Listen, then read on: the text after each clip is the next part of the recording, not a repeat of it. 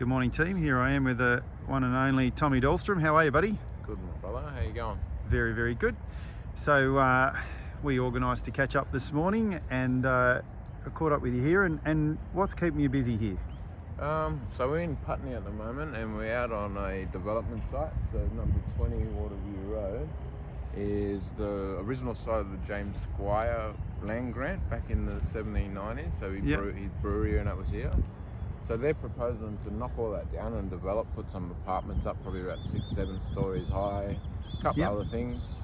Our job in at the moment is to do a cultural and heritage assessment. So it's the AHIP, Aboriginal Heritage Impact Permit. So if there's anything we find in there, they'll get permission to destroy that, like to salvage it, destroy. It's in a paradigm where it's not in protection and management, you know what I mean? So there's different dynamics in the cultural and heritage sense. So we've got a 4x4 metre pit in there, and that pit comes from littler pits that we do transects. So we did 3 transects, and we found artifacts in transect 8 of hole 8 of transect 2. So we've opened that right up to like 4x4 to make sure that, you know, anything in there that we're going to salvage, and we're going to paint a good picture of what the culture and heritage looks like at this site. At the moment, we've found a little bit of mudstone, but mainly silkrete. Silkrete's the main resource used around Sydney. It comes from out around Western Sydney, around Windsor Way. It's a very, very big resource that was traded in the Sydney Basin, and we're finding a lot of that in Silkrete. there. Silkrete. S-A-L-C-R-E-T-E. And what was silkrete used for? Silkrete was used back in the Pleistocene, so in the Ice Age, and Sydney people have favoured that, and you know, it must be in their totemic or in their everyday life that they favour, because they brought it through from the Ice Age through to the Holocene to the modern period, and they still use that resource. Yep. You know what I mean? And it's come up from the ground. So when the Sydney Basin's come up from underwater, you know, it's dipped like that out the Blue Mountains. So silkrete has been big deposits in there from whatever. Not volcanic activity, but you know, sediments left from the bottom of the ocean, and that's come up, and the Aborigines have used that around. Right. Around So we found silkrete there. We found a lot of silkrete, and we there. Shouldn't have. Not really. It's been bought here. You'd guess straight away in Sydney Basin it's going to be silkrete. So what we found is napping. Napping is when you take one rock that's stronger than the other rock, and it's going to flake it off. You could probably take it off mill by mill or a couple of mil, depending on what napping rock you've got. We call that a hammerstone, and that'll turn a bulk resource silkrete into like a spearhead, little bits on the side of your spear to snap off into the keel. Okay, so it's actually the fragments. The fragmentation. Okay, so the fragmentation didn't just naturally occur there. No, we opened up the site. So one of the pits we found evidence of napping there, and we've opened that up to find more evidence, so more towards the southeast. Yes. Of it, but we've opened it up sort of equally. So when we go back in, when we close it all up, we'll have all these fragmentations, and we can paint a picture. We'll get a bit of what they call like an analysis on the rocks, so lithic analysis on the rocks, and that'll give us like an age and date. We've got some pipes hit up into the side of the hole. That's what they call a USL. So they'll get like some uranium energy from the sun when the sun last hit it and things like that. They can date. Roughly how far below the natural ground level was it that we're finding this napping? I find it about 50 centimetres down, which is about 5 spits. So we go down in 10 centimetres spits. So if I locate something in spit 3, on the computer it'll say it was found down at this area. So roughly how old would you guesstimate this to be at the moment without the testing coming back? I mean, you know, modern day settings in the Arbor is the Holocene, post Ice Age, end of the Ice Age thing. So this shoreline is modern. It's about wouldn't be older than 10,000 years.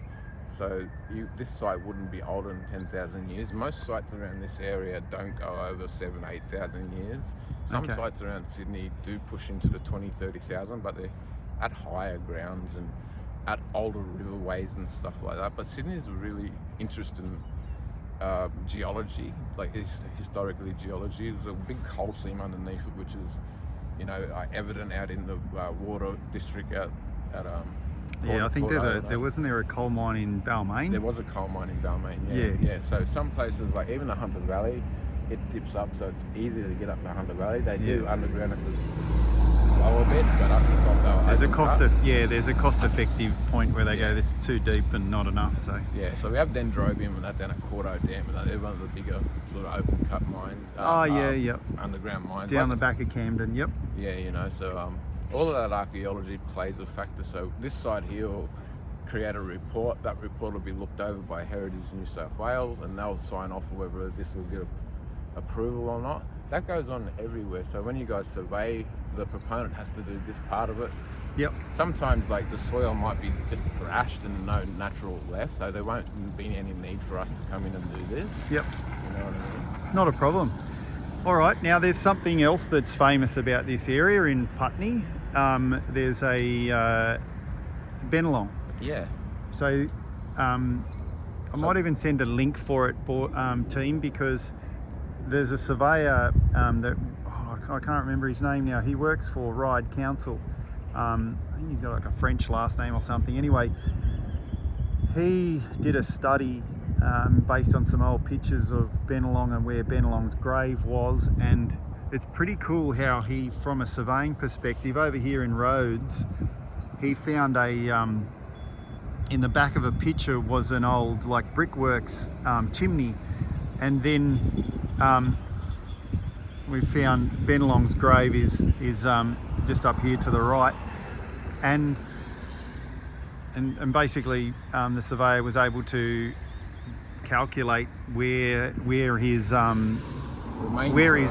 remains in. Off an old DP sort of, you know, there was a grove and a garden, so he sort of distinguished between And a grove fence and a line garden. as well, and yeah, it's actually a pretty cool story from a surveying perspective, but then also, what's Bennelong significant for? So Bennelong was like the initial like ambassador, you know, when contact came. So when the first fleet came over and Arthur Phillip, the first governor, Bennelong actually befriended him. He called him father. So he called Phillip called Bennelong son, and Bennelong called Phillip father, Babana. But he also befriended James Squire. So this is one of the first brewery spots in Australia, and Bennelong was a good friend of his. And Squire's Brewery. yeah, and it's still existent today. The name's sold, but it's, Yeah, you yeah. know, it's still in existence. So up here we have Watson Street, and number 25 is where he's supposed to be buried. And that's why this dig's a lot interesting. So we're within a 100-metre radius of the apparent burial of Bennelong. So to me it's interesting because Bennelong is this figure of like one of the first two Aboriginal people on the same trip to go to England. He was the only one to return. You know, so this is a guy that's dynamics is just way well before his time.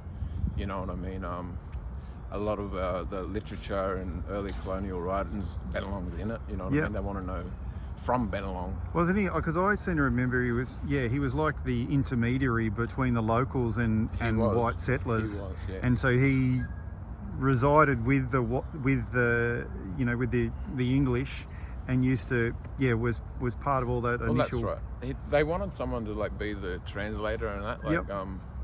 so against the will sometimes. So he did run away. They did get him again and things like that. So Yeah. you know, but that would have been due to ceremonial obligations and that. So he comes from over that side of the water. Yeah, what's that? Wang- Homebush yeah, and Wongal. people. Wongal. That'll go all the way around to where I live, around in Glebe, and then Yep. you've got a little Darwin Harbour tribe called Gomeragul, and then you're going into the Gadigal around the CBD all the way to the South Head. Yeah. You know what I mean? But this part over here is the Burrabarongal people, the Snapper people, and they're a part of the Darug, Greater Darug sort of clan people, you know. Yeah. And where we're at the moment, like if you want to get a greater idea, you can Google the Field of Mars. So it was sort of like Field of Mars. it was sort of, We'll put a link in the video. Yep. and it's over this side, and you know, Field of Mars in France when they the revolution in the 1790s against Napoleon, and even back in the Roman times they had Field of Mars. Like it was like a place where uprisings occur. So we've got to look into the narrative here of the uprisings of, you know, whether it was the Rum Rebellion uprisings, but Yep. the first land grants were given over here. They call it the Field of Mars. It's now centered, like pushed back right up there, but it was once all this side. All of this, Ryde. This is like south of Ryde, Yeah. Putney. Yeah. Real juxtaposed. Field of Mars. I think I remember seeing that on DPs and whatnot. It's a really juxtaposed area. So Bennelong is born over there and comes from Bennelong born on Mammal, Goat Island. So I surveyed that with Kurt That's right. I a remember while some ago. awesome stories with Kurt. Yep. And that's his country over there, Wongal. But so this is Burrungal where Squire's land is. But he actually married a Gumaragal woman, so from North Sydney, near where you live. Yeah, where I am. That Yep. country. They actually had the authority, so he married someone with authority. Really juxtaposed, you know what I mean? They all snapper people. They wouldn't hate snapper, but they would have been the ones on top of the trade. You know, you can take this much quota and this here. I seem to remember also hearing about a fish trap. Yeah. There's a fish trap here somewhere. I think there was a fish trap just around this beach somewhere. It's no longer there, but I think There's a little beach down there's here. a little popular beach here. Kissing Point, I think it's called. Kissing Point, yeah. Kissing Point, yeah, it was really popular. I think there was a fish trap there, and you would have seen the snapper people, like the Burrungal people, go through and release the snapper. So their love for what they are, their meat, they're intertwined in this like animism with them. You know what I mean? So, and a lot of the other tribes, like the Wan, their totem would have been the crow. You know what I mean? And Gadigal, like they all would have had different totems and stuff like that. But the juxtaposition is where they all fit into the one story. Yep. And that's what we're doing today. We're trying to get like archaeological evidence to try and put a story together that wasn't written down with a pen 200 years ago. But we can collate the data. And we can come up with what was probably the story. What makes this interesting is like, surveyors,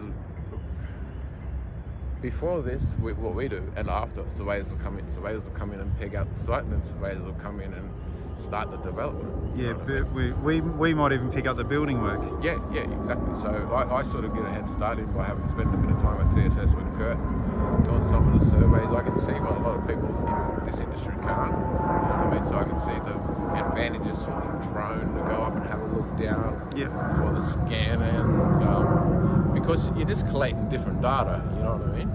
No, fantastic. And how do you come to be wearing a TSS jacket? Oh, I've got this great lady in the office named Louise, and she just absolutely loves me. And I was cold one day, and the real story was I lost my jumper up in Mudgee, in my original one. Yeah. And I got another one. I don't know how, but I did. I got another one. And lovely Louise would give you a jacket anyway, because that's the kind of person she is. And then yes, you've worked with us over the last few years, bits and pieces. Not too much in the last 18 months. Like I said, I have commitment issues, but yeah, my heart lies at TSS. You know what I mean? But and we keep in contact regularly and catch up. You keep in contact with Gaz, and you're dropping into the office from time to time as well. Yeah. I'm always in Helen Street, always going to watch out for me and watch Hattie's Park and things like that. Place down and stuff like that. Yeah. Good stuff. Thanks, Tommy. No worries, mate. Catch us.